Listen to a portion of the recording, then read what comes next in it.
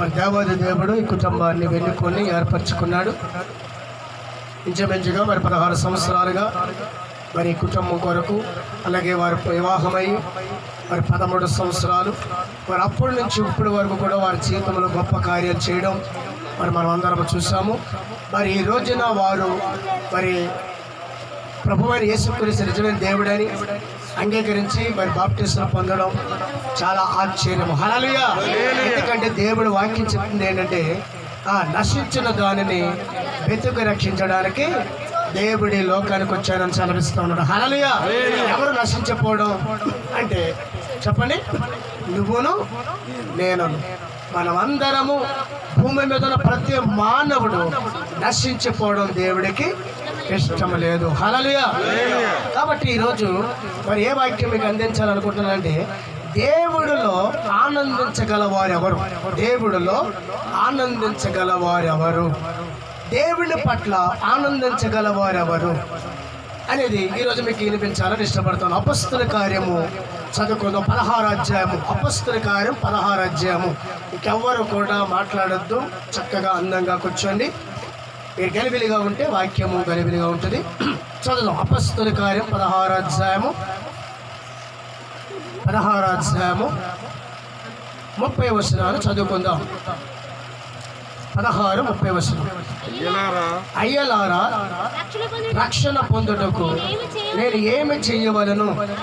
అందుకు వారు ప్రభువైన యేసునందు విశ్వాసముంచుము, అప్పుడు నీవును నీ ఇంటి వారును రక్షణ పొందుదురని చెప్పి అతనికి తన ఇంటి వారికి దేవుని వాక్యమును బోధించి రాత్రి ఆ గడియలోనే అతడు తీసుకొని వచ్చి గాయములు కడిగను.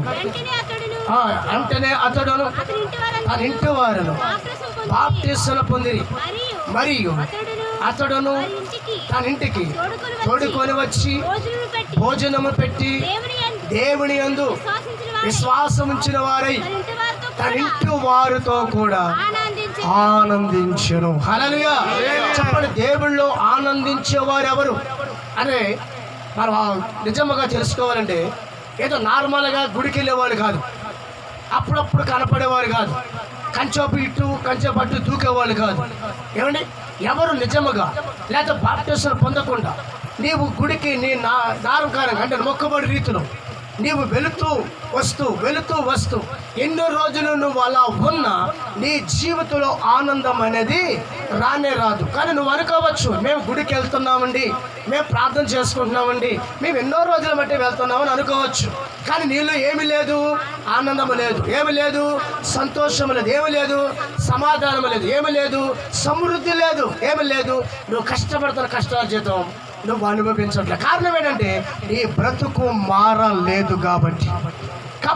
ఎవరు ఆనందించగలరంటే, ఎవడైతే బ్రతుకును మార్చుకొని ప్రభువైన యేసుక్రీస్తు నిజమైన దేవుడని అంగీకరించి నీలో నాలో ఉన్న పాపాన్ని విడిచిపెట్టుకొని మనం నీతిగా యథార్థముగా ప్రభు వైపుకి తిరిగి బాప్టిస్మం పొందుకొని నిజరక్షకుని అంగీకరిస్తాము, వాళ్ళలోనే ఎమ్మటనే అదే రోజు ప్రారంభింపబడుతుంది ఆనందము, సంతోషం. హల్లెలూయా!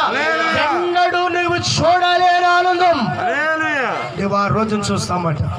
₹1,00,00,000 నీకు ఇచ్చిన కానీ నీకు దానివల్ల ఆనందం ఉండదు. కానీ ₹1,00,00,000 నీ చేతికి వచ్చినప్పుడు ఆనందం, కానీ అది ఖర్చు అయిపోయే వరకే నీకు ఆనందం. తర్వాత దానివల్ల వచ్చే అనేకమైన ప్రభావములు నిన్ను దుఃఖముగా మార్చివేస్తుంది. కాబట్టి సిరి సంపదల వల్ల మనకు ఆనందమేమో, కానీ సిరి సంపదలు ఎంతవరకు ఆనందం? అది మనకి కంటికి కనపడుతున్నప్పుడే అది ఆనందం. అది ఒకటి వెళ్ళిపోతున్నప్పుడు వాటిలో ఆనందం మనకి కనపడదు. హల్లెలూయా! ఆనందం అనేది ఎక్కడ దొరికింది? సరసాల నాయకుడికి. కాబట్టి ఇక్కడ సరసాల నాయకుడు పౌలును శీలను సరసాలలో బంధించినప్పుడు అప్పుడు పౌలును శీలను పాటలు పాడచ్చు, ఆ కీర్తనలు పాడచ్చు, ప్రార్థించగా అక్కడ అకస్మాత్తుగా భూకంపం వచ్చింది. హల్లెలూయా, హల్లెలూయా. దేవుడికి ప్రార్థించచ్చు కీర్తనలు పాడగా అకస్మాత్తుగా ఏమొచ్చింది చెప్పండి? భూకంపం వచ్చింది. హల్లెలూయా. దేవుడి పిల్లల్ని బంధించగలవాడు ఎవడు? దేవుడి పిల్లల్ని పాడు చేయగలవాడు ఎవడు? దేవుడి పిల్లల్ని శిక్షించగలవాడు ఎవడు? దమ్మున్న మనగాడు భూమి మీద ఎవడు లేడు. హల్లెలూయా. ఆ అనుభవం తెలియక చాలా మంది క్రైస్తవులు సతికిల పడిపోతూ ఉన్నారు. సర్వీస్ ఉంది, బ్రతుకు మారదు, భర్త మారడు, బిడ్డలు మారడు, కుటుంబంలో నెమ్మది ఉండదు, కష్టపడిన దానికి మనం అనుభవించే విధానం ఉండదు. ఏమండి, కష్టాల జీవితంలో సిరి సంస్థలో పడిపోవడం, జీవితం అంతా కూడా నెమ్మది లేకుండా ఉండడం, భార్య భర్తల మధ్య బిడ్డల మధ్యన సమాధానం లేపడం. కారణం ఏంటి తెలుసా? నిజమైన యేసుక్రీస్తు నీలో నీ ఇంటిలో లేడు కాబట్టి. ఎప్పుడైతే యేసుక్రీస్తు నీ ఇంటిలో ఉంటాడో అప్పుడే ప్రారంభమవుతుంది. ఎప్పుడైతే యేసుక్రీస్తు నీ హృదయంలో ఉంటాడో అప్పుడే ప్రారంభమవుతుంది. ఏంటి? ఆశీర్వాదం. హల్లెలూయా. అప్పటి వరకు కూడా నువ్వు దిగులుగా ఉన్నావేమో, అప్పటి వరకు కూడా ఏదో పోగొట్టుకున్న వారిగా ఉన్నావేమో, అప్పటి వరకు కూడా నువ్వు ఎంతో నష్టపోయి ఉన్నావేమో. మరలా యేసుక్రీస్తు నువ్వు సంపాదించుకుంటే నువ్వేదో పోగొట్టుకున్నావో రెండంతలుగా ఆశీర్వదింపబడతావు. హల్లెలూయా. ఇక్కడ సరసాల నాయకుడు వారిద్దరిని తీసుకెళ్ళక ముందు ఏమంటున్నాడు తెలుసా? అయ్యలారా, చెప్పండి చెప్పండి, అయ్యలారా. సేవకుడి గురించి ఇలువ తెలిసిన వాళ్ళకి మాట్లాడే విధానం తెలుసు. సేవకుడు ఏంటో దేవుడు అంటే ఇలువ తెలవని వాళ్ళకి మాట్లాడే విధానం తెలియదు. కానీ సేవకుడు దేవుడి విలువేంటో సరసాల నాయకుడికి తెలీదు. ఎందుకని అప్పటికి ఇంకా ఆయనకి మారు మనసు రాలేదు కాబట్టి. మారు మనసు ఎప్పుడు వచ్చిందంటే భూకంపం వచ్చాక మారు మనసు వచ్చింది. ఎవరికి? సరసాల నాయకుడికి. హల్లెలూయా. అంతకు ముందు అక్కడ నాయకులు ఏం చేశారంటే వారిద్దరిని పట్టుకొని సరసాల్లో బంధించి బండ కట్టి వారిని బయటికి ఎవరైనా విదిలితే కనుక ఏమండి నిన్ను నీ కుటుంబాన్ని శిక్షిస్తానంటగా అక్కడ ఆర్డర్ ఉంటుంది అన్నమాట. రోమా పరిపాలన సక్రమ చెప్పిన ఆర్డర్లు ఏంటంటే వాళ్ళు చెప్పింది చేయాలి. ఏమాత్రం ఆజ్ఞని మీనారా ఆడితో పాటు కుటుంబంతో పాటు శిక్ష ఉంటుంది అన్నమాట. హల్లెలూయా, హల్లెలూయా. అయితే ఇప్పుడు అతను ఆజ్ఞను పొందుకున్నాడు. ఏ ఆజ్ఞ చెప్పండి? సరసాల నాయకుడిని ఇచ్చిన ఆజ్ఞ, చెప్పిన ఆజ్ఞ, ఎవరు పెద్దలు చెప్పే ఆజ్ఞను అతడు పాటించే వారిద్దరు లోపల వేశారు. ఎప్పుడైతే పౌలును చీలను దేవుడికి ప్రార్థించి కీర్తనలు పాడగా భూకంపం అకస్మాత్తుగా వచ్చింది. ఎక్కడికి వచ్చింది? సరసాల మీదకి వచ్చింది. హల్లెలూయా. అంటే పౌలు శీలలో ప్రార్థనలో ఎంత శక్తి ఉంది. హల్లెలూయా. అందుకని సేవకుడి దగ్గర కొంచెం జాగ్రత్తగా మనం ఉండాలి. అందుకని ఇక్కడ వాళ్ళు ప్రార్థన చేశారు, అక్కడ కీర్తనలు పాడారు. వాళ్ళని ఆపారా? ఏరియాలో సరసాలు ఆపిందా? నాయకులు ఆపారా? చెప్పండి. ఎవరు కూడా వాళ్ళని ఆపలేకపోయారు. దేవుడు ఎవరినే ఆయన ఉగ్రత దాని మీద పంపగా అక్కడ సరసాలలు తెరవబడను, తలుపులు తెరవబడను. అక్కడ సరసాల పునాది అదురును, సంఖ్యలు తెగిపోవును. పునాది అనగా పాపముతో కూడిన పునాది.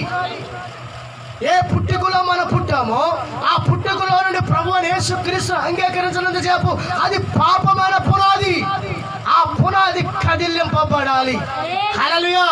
ఆ పునాది ఎప్పుడైతే కదిలింపబడుతుందో అప్పుడే నువ్వు రక్షణ మార్గంలోకి వస్తున్నావని అర్థం, లేకపోతే నువ్వు రావు. అంటే నీకు బాగా అర్థం అవ్వాలంటే మీరు ఒక 20-30 సంవత్సరాల క్రితం ఒక చిన్న రేక్ షెడ్ కట్టుకున్నారు అనుకోండి, లేదా ఒక పెంకుటీలు కట్టుకున్నారు, లేదా ఒక పాక కట్టుకున్నారు. వినపడుతుందండి? ఏమో ఎంత నా వైద్య చూడాలి. ఓ రేక్ షెడ్ కానీ, లేదా ఒక పాక కానీ, లేకపోతే ఒక బంగాళ పెంకు ఇల్లు కానీ కట్టుకున్నారు. ఎప్పుడు? 20-30 సంవత్సరాల క్రితం అనుకోండి, లేకపోతే ఒక 100 సంవత్సరాల క్రితం అనుకోండి. ఉన్నాయి కదా, ఇప్పుడు కూడా ఉన్నాయి కదా. 100, 120, 150, 200, 300 సంవత్సరాలు కట్టిన. ఇప్పుడు మన కళ్ళు కాపాడండి, ఎక్కడో మనకు వద్దు. హల్లెలూయా. అలాగే చెప్తానంటే సృష్టి కాడి నుంచి ఉన్న ఇల్లు ఇప్పుడు కూడా ఉన్నాయి, యేసుప్రభు పుట్టిన కాడి ఇప్పుడు కూడా ఉన్నాయి. ఇక మనకు కావాల్సింది ఒక ఉదాహరణ చెప్తే మాట, పునాది కదిలింపబడండి. ఇప్పుడు నువ్వు ఒక బిల్డింగ్ కట్టుకోవాలి. అక్కడ బిల్డింగ్ కట్టుకోవాలంటే ఏం చేయాలి? దాన్ని పిల్లర్స్, వ్యాపారం కాదు,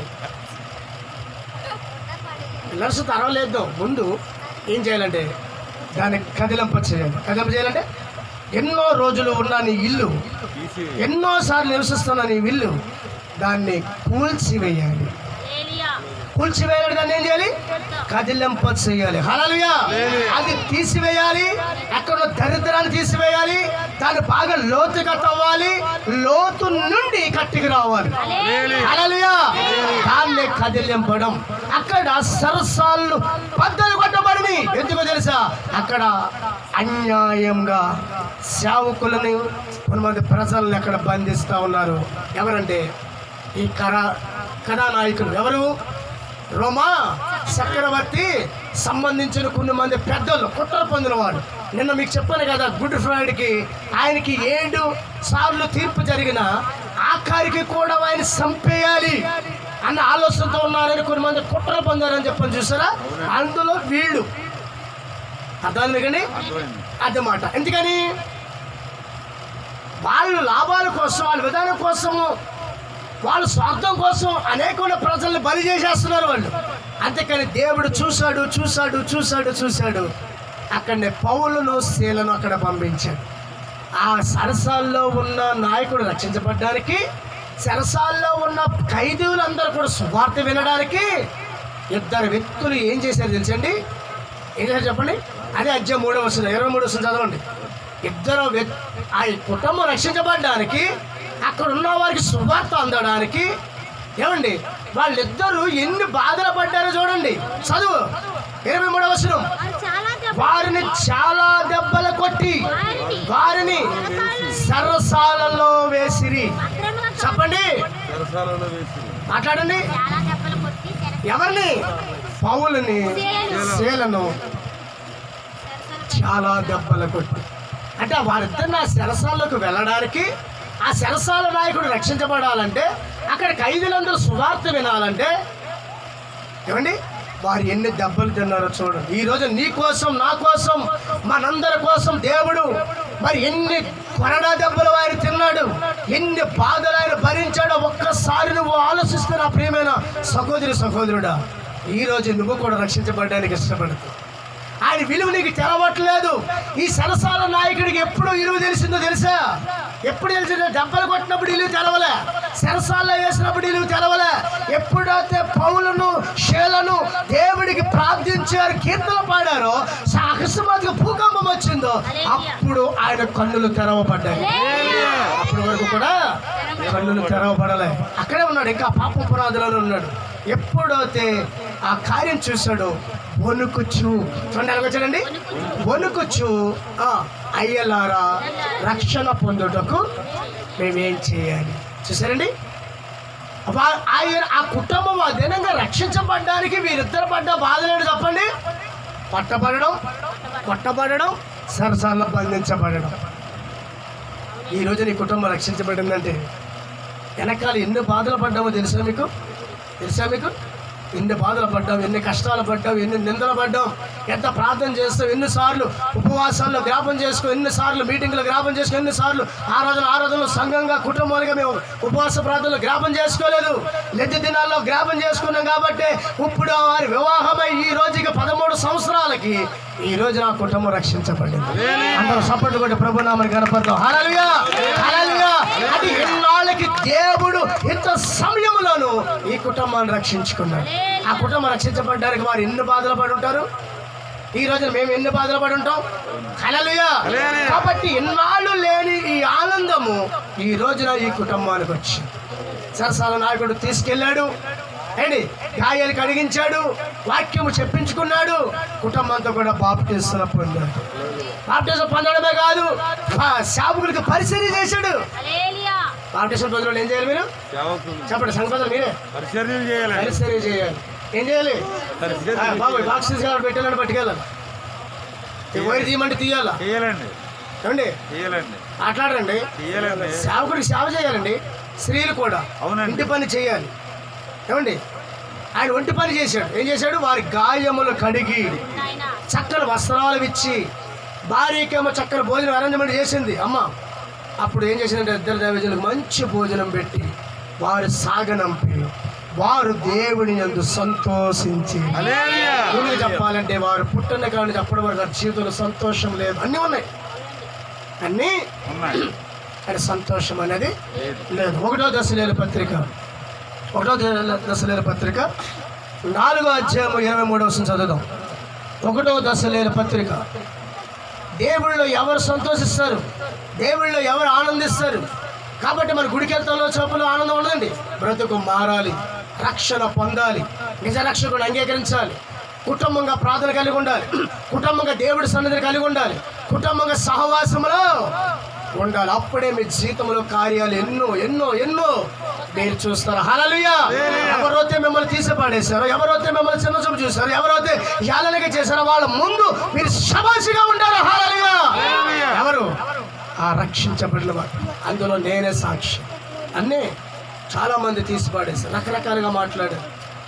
ఆ బాధ తట్టుకోలేక ఏమండి తాగుడికి అలవాటుపడిపోయి, లోకానికి అలవాటుపడిపోయి, యశలకు అలవాటుపడిపోయి, విగ్రహారాధనకు అలవాటుపడిపోయి ఏమంటే ఇష్టానుసారం జీవితం జీవించాను. ఎప్పుడైతే ప్రభువైన యేసు క్రీస్తుని 2000 సంవత్సరంలో నేను అంగీకరించాను, 2003లోకి వచ్చాక పూర్తిగా ప్రభుని మేము రక్షకుడిగా చేసుకున్నాము. అప్పటి నుంచి ఇప్పటి వరకు కూడా నా జీవితంలో ఆనందమే ఆనందం. హల్లెలూయా. అప్పుడు నుండి ఇప్పటి వరకు కూడా నా దేవుడు నా కుటుంబాన్ని వదలలేదు. ఈరోజు ఎంతో ఆశీర్వాదం. ఎంతమంది అయితే చిన్న చూపు చూశారు, ఎంతమంది యాలంగా చూశారు, ఎంతమంది రకరకాలుగా మాట్లాడారు. వాళ్ళ మీదట దేవుడు నన్ను నా కుటుంబం తలగా ఉంచి ఈరోజు నీ కుటుంబం కూడా అలా ఉంచును గాక. ఈరోజు మీ కుటుంబాన్ని కూడా దేవుడు అలా ఉంచును గాక. ప్రతి రోజు దేవుడు తొలగించను గాక. ప్రతి శాపాన్ని తొలగించను గాక. ప్రతి పాపాన్ని తొలగించను గాక. ఈ కుటుంబాన్ని దేవుడు రక్షించును గాక. చదువుకుందాం. 1వ దశలోని పత్రిక 4:23వ వచనం. 23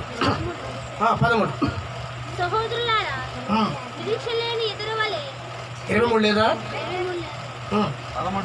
అదే రెండో వచనం ఇక్కడ కలిసింది ఎవరికోకండి. ఓకే, 2వ వచనం 4:2వ వచనం. కాగా ఏమన్నామా మీరు ఎలా నడుచుకొని దేవుణ్ణి ఎలా సంతోషపరచవలను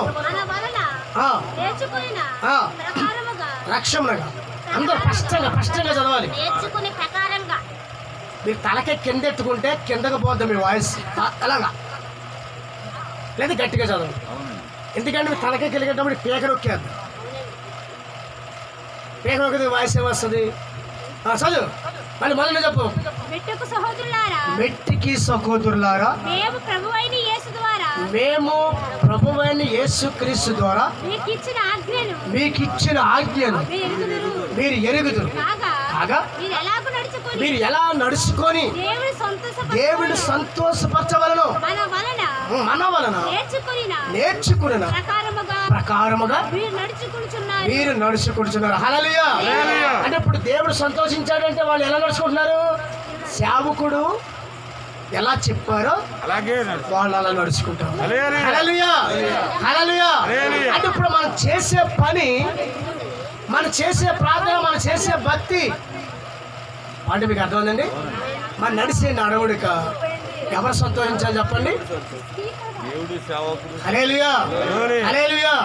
అందరూ కూర్చోండి, ఎవరు మాట్లాడుతూ హల్లెలూయా. హల్లెలూయా. హల్లెలూయా. హల్లెలూయా.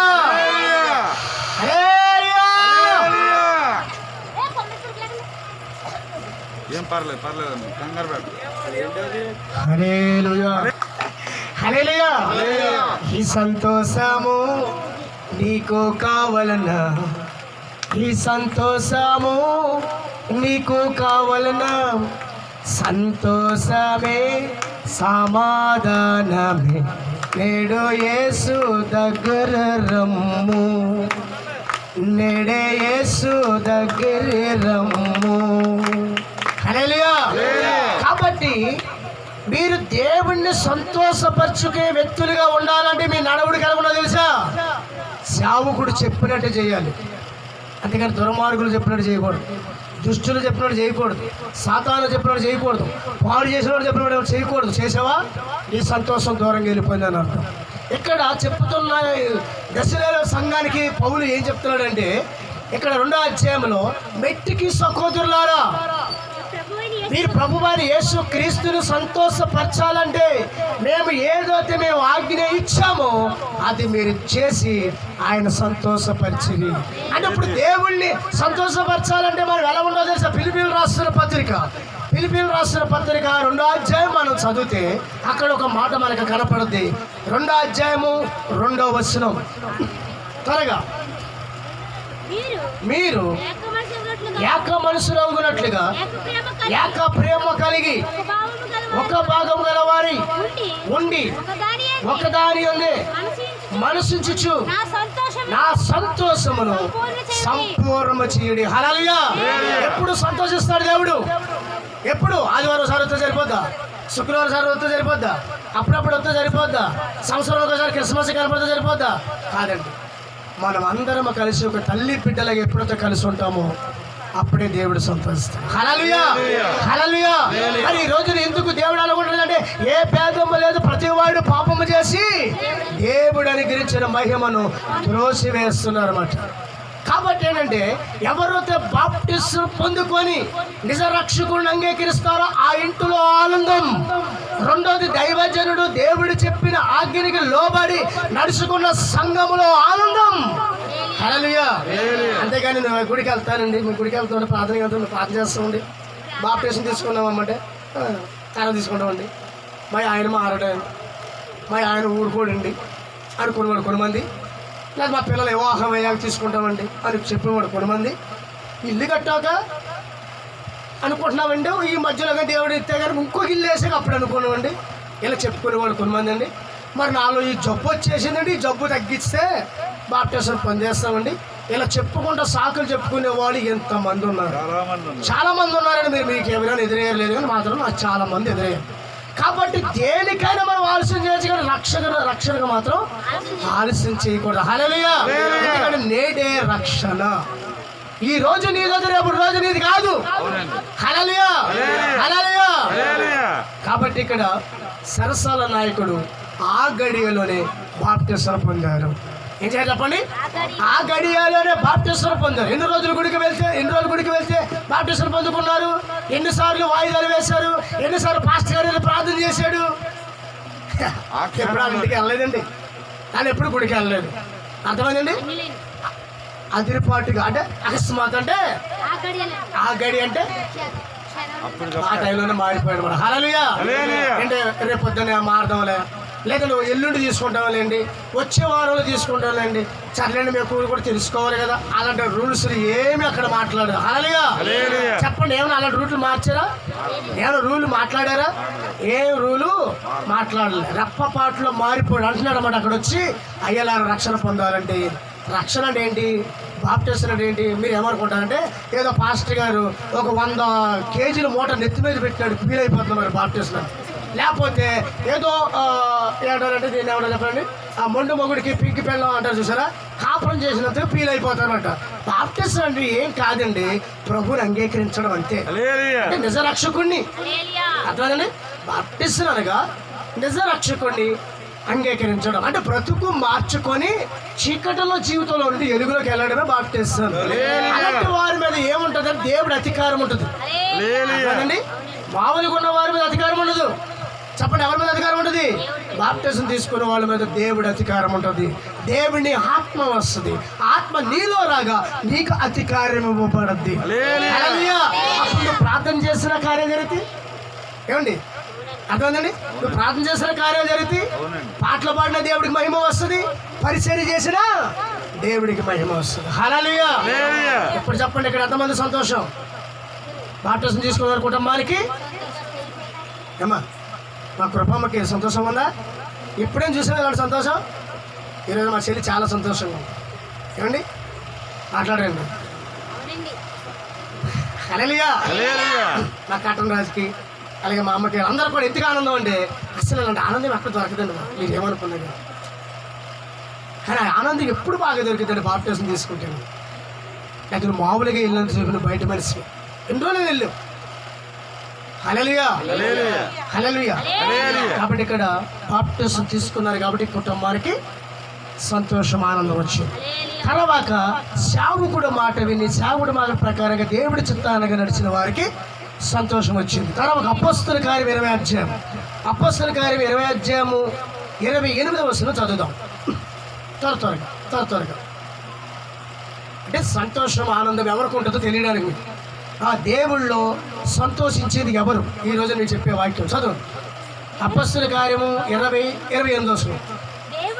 దేవుడు తన సర్వ రక్తమునిచ్చి సంపాదించిన తన సంఘమును కాయటకు పరిశుద్ధాత్మ మిమ్మును దేనియందు ఉంచును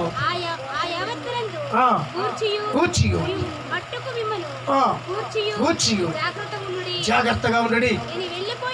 నేను వెళ్ళిపోయిన తర్వాత ఘోరమైన తోడేళ్ళు మీలో ప్రవేశించినని నాకు తెలియను. హల్లెలూయా. కాబట్టి దేవుళ్ళో మనం ఆనందంగా ఉండాలంటే, దేవుళ్ళో మనం సంతోషంగా ఉండాలంటే మనం ఏం చేయాలి చెప్పండి? ప్రభువైన యేసుక్రీస్తు రక్తములో కడగబడాలి. హల్లెలూయా.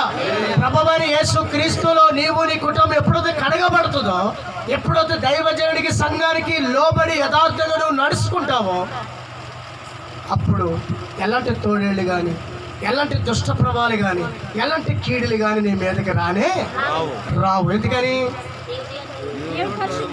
పరిశుద్ధాత్మ నీలో ఉన్నాడు కాబట్టి. హల్లెలూయా. ఇక్కడ పై భక్తి చేస్తే రాదు మనకి అండి. లేదా కంచబట్టు కొంచెం బిట్టు, లేదా నచ్చితే ఒకలాగా నచ్చకపోతే ఒకలాగా, అలా మనం ఉండకూడదు. మనం చదువుకున్న పిలుపులు రాసిన పత్రిక ప్రేమ కలిగి ఉండాలి.